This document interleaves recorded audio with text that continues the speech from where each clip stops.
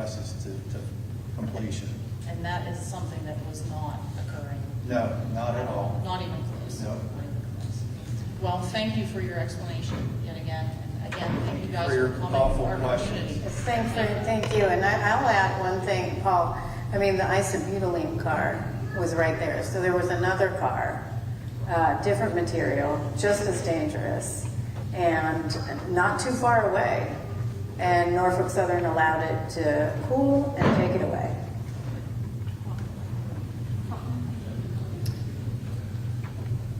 Thank you, Linda. Let's see, we've got one more card, and then Lonnie, I'll circle back to you if you're comfortable. Barbara Carr. Barbara, do you want to come up? I want to thank you guys for being here, but you are correct. This isn't your town. This is our home. Yep. And I've already got so many nodules on my lungs that I am now having to go to get a CAT scan every other month. We lost our animals. We lost basically our family because I had both my parents with conditions because of this derailment. My brother with a condition because of this derailment. I want to know, from what I heard, the train had been on fire already coming from Salem. Okay? Why didn't they dump it in a field? Instead of in a town with a lot of innocent people. The crew was unaware that there was a fire, which we can see on the video. It would have been it was not possible for the crew in the locomotive to see that from where they were. So they didn't know there was an issue with the bearing. There may have been an issue with the bearing. In fact, it had passed two hot bearing detectors with no alarms that went off, and by the time they did get an alarm, that's immediately when it derailed. So they were not aware. My second question is, why are they allowing Norfolk Southern lawyers to be down at a church trying to make everybody settle for pennies? That's my question. How does that happen after something this catastrophic? I will say, while it's not part of our safety investigation, we've seen this many times on our investigation. I can think of numerous pipeline accidents. I can think of numerous derailments where that has happened each and every time. I'm sorry. And I'm sorry about your pets, and I'm sorry about your hearing. Oh, God, it's hard, you know. But anyway, thank you guys very much, and go Trump. Thank you, Barbara. So Lonnie? I think I've got myself pulled together. I have a very important question about their Norfolk Southern's precision scheduled railroading. That night, February 3rd, I stood in my living room and I turned around and I looked at my husband and son to hear a second train approaching the derailment site, where we just heard a pileup take place by my home. And I heard the screeching of the brakes of the second train, and I thought it was going to be the last time I ever saw my husband and son again. What are you doing to put plans in place where that can never happen? Because I thought that night that a second train was going to collide into the first. There were other trains behind. Do you want to talk about that, Ruben? Yes, when the train 32N got the critical alarm, and they were in the process of stopping, then they went into emergency. They realized they were probably derailed or in emergency. They radioed the dispatcher, and then the dispatcher 2 minutes later confirmed that they were in emergency and started notifying the other trains in the area that to bring it to a stop, because they didn't know what was happening in East Palestine. So they brought those, so the effort was for the dispatcher to get those two to stop. On what we're doing, so what happens after now is we don't give, you heard all our recommendations. We have so many recommendations, so many findings in this report. And you know, you'll see the full report, which is like 300 pages. And we do not hold back on working with everybody to get our recommendations implemented to prevent this type of thing from reoccurring. And that's what we're gonna do. I want to be there and hold them accountable. Because I honestly thought that was the last time I ever saw my loved ones ever again. And that second train stopped in front of my house. When I evacuated and I left my home that night, I turned and I looked over my shoulder to see that second train. And so I know for a fact that second train was allowed to get roughly 1,200 feet close to the derailment. I want to be there. I want to be there. We will work with you. We will work with anyone here, anyone else who's not here to get action on our recommendation. Thank you, Lonnie. Thank you. Thank you. Thank you for being brave to ask us questions and to testify. Everything that I have to fight this. This has impacted every single part of my life, infiltrated every single part of my life. This is not the plan that I had on my life. I did not consent to this. None of us consented to this. But I want to be there with you to hold them accountable. We will definitely work with you to do that. Thank you.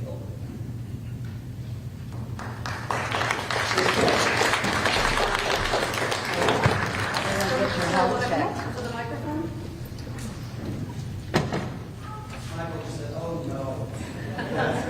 What is your, what Michael was famous in Time magazine. He dropped that off for me. I'm very proud of my wife. Very good. I understand a lot's gone on in the last year and a half. We appreciate you guys. We appreciate the EPA. But we got to talk about the future. My question is, you have this great report. You guys are the experts. You've been through this before with Congress and the executive branch of that. Do you think, and in your experience, will your recommendations get watered down by our politicians in D.C.? And if they do get watered down, what do you think will be the biggest objection to your recommendations, and what areas will they come from? I'm not going to ask you which side of the aisle. I don't want to get too political, but we got a new presidency, or a presidential election coming up. There could be a switchover. We're not sure. Who knows what's going to happen. Thought about moving out of the country for a few months and then coming back afterwards.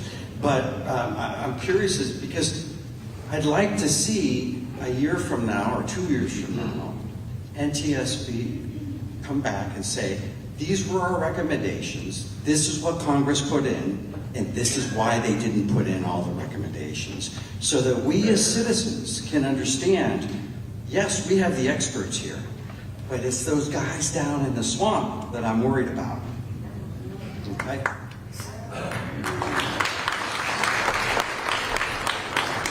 So I totally understand because,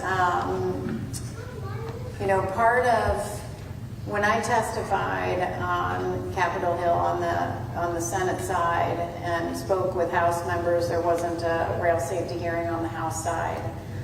I advocated for waiting till our recommendations came out and our report came out because I knew our recommendations were going to be stronger than what's in the bills that are out there now.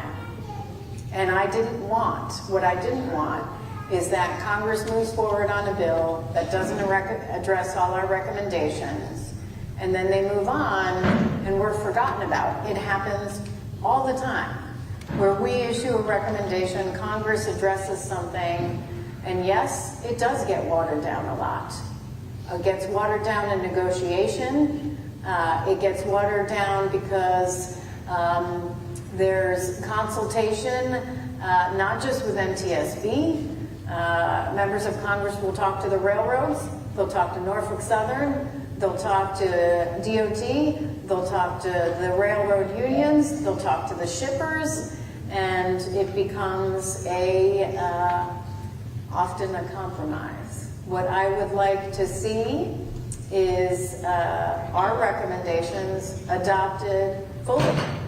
And so we're going to be advocating for include them all in the Rail Safety Act or whatever you move forward with. They've waited till now to move something, so we're going to advocate for including all our recommendations to prevent this from reoccurring. Let's go. So that is going to be our message. We will continue to fight for that on Capitol Hill, at USDOT, the administration outside, and we will make it known when they aren't being addressed. And we're happy. In fact, I was just talking to somebody internally this morning. We'd like to provide updates on all those for the community, so we can work with you on that going forward, and what the appropriate way to do that is to ensure that you're fully informed as well.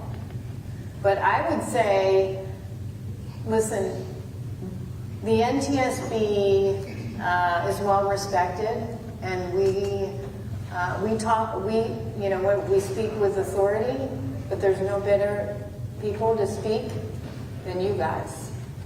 So I'm going to say, if you pick up the phone, members of Congress are more responsive to you than they'll ever be responsive to us. So if it matters, if you want to do that, you can call, I think it's 225-3121, 224-3121, area code 202. They will put you in touch with any member of Congress through that Capitol switchboard. Call everybody you can, because your voice does matter far more than ours. Asked to testify, Lonnie, you talked about testifying. Asked to testify in the federal level, state level, go talk to everybody you can. Okay, I know we have lots of people. The question. Come on up. Hi, my name's John Pruitt. I am a resident of the back of 100 feet back. First, I'd like to thank you all for coming here. The NTSB has done many, many good things. I was in air traffic control for 34 years. I know what you guys do down to the filament of light bulbs. I respect the help. I guess I have two questions. My first is, with precision railroading, I have a friend who worked for Norfolk Southern. They went from 3 minutes, when they're making up a train, they went from the car in 3 minutes per inspection per car down to 90 seconds. There is no way in the world they can do it in 3 minutes, let alone 90 seconds. Has the NTSB brought that to anybody's attention? Yeah, that was part of our hearing. I'm just letting you know this was shared at the hearing by the Carmen, who are parties to our investigation. It is evidence in our docket. We saw everywhere from 30 seconds per side to 90 seconds per car. Certainly, that's a reduction in time, and every railroad handles that very differently. But we have made that part of our organizational safety culture investigation that we're doing on Norfolk Southern now. So that is ongoing work, and we're looking at the impact of PSR on precision scheduled railroading on safety, including not just reduction, but changes in safety. Is that just Norfolk and Southern, or is that industry-wide? Right now, it's Norfolk Southern. If the investigative staff feels it's broader, they'll determine whether it's appropriate to broaden that, and they have the authority to do that, but right now, it's Norfolk Southern. I will say it's something the Federal Railroad Administration has looked at for all the railroads as well. So yes. And if we had a say in it, would we go to our congressman, or what would we? Absolutely. Okay. The other question I have, well, it's kind of a statement. I know what the polymerization, I can't say the word, polymerization. Sorry, I can't In say. 1984, there was polyvinyl chloride that exploded in Louisiana. Mm-hmm. It threw a 53-foot tanker car 800 feet through an old-growth forest and knocked the trees down like matchsticks. I guess I don't want a Monday morning quarterback that people whose decision was made. you made the decision to do the vent burn. I don't know anything about it other than the fact, I'm just grateful and thankful to God and whoever's in charge, and no one was killed or injured. As far as a manifest, I think they should be readily available instantaneously. But is there anything, training or anything done at a national level to make sure on-scene commanders are more familiar with this type of a scenario, you know, so they can make the proper decisions based on the information they have on hand at the time? Part of our recommendations was on training for volunteer firefighters. The state of Ohio limits volunteer firefighters to 36 hours of training, whereas career firefighters get how many? 160 to 244 hours of training. It's kind of Yet you're both right? going to the same types of scenes. You're not, responding to anything differently. The Ohio Task Force on Volunteer Fire Service says that's a outdated 40-year-old law that needs to change, and we are recommending that change, and it's something I'm going to speak with the governor of Ohio about. I'm grateful for you guys being here first, and thank you for taking our questions. Thank you so much, and thank you for your work on air traffic control. We know how important that is. Thank you. Hi, Jess Connard. Hi, Jess. Hi. Thank you again for being here. You mentioned today in your opening comments, which were so thoughtful, that even though there were no fatalities, that doesn't mean that it was safe. Today, the NTSB opted to include a recommendation to a chemical company, to oxyvinyl or Occidental Petroleum. I'm not sure what you guys decided. Okay. You've likely learned a lot about the dangers of vinyl chloride in this investigation and prior investigations, as we have as residents.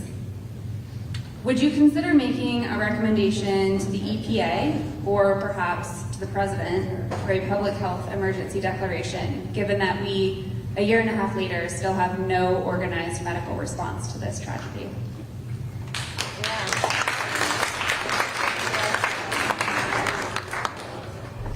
Yeah, so the only reason we don't is because our mandate by law is to determine, to look at the accident and to determine what happened, how it happened, and what should be, and to issue safety recommendations that are aimed at preventing the derailment from occurring in the fire and the release.